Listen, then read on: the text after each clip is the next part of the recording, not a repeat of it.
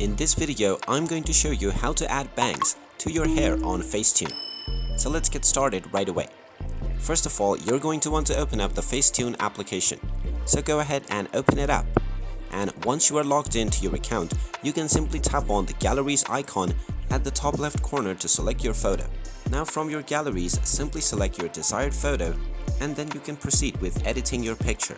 Now in order to modify your hair, simply scroll over to the right from the edit section at the bottom.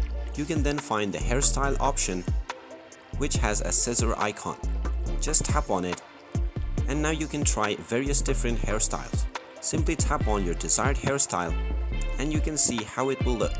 While you are not able to specifically add bangs to your hairstyle in the free version, you will definitely be able to do it on premium. And there you have it.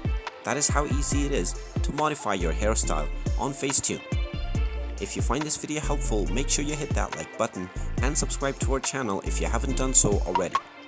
Also ring that notification bell to never miss another update from us. Thank you for watching and I will see you again in the next video.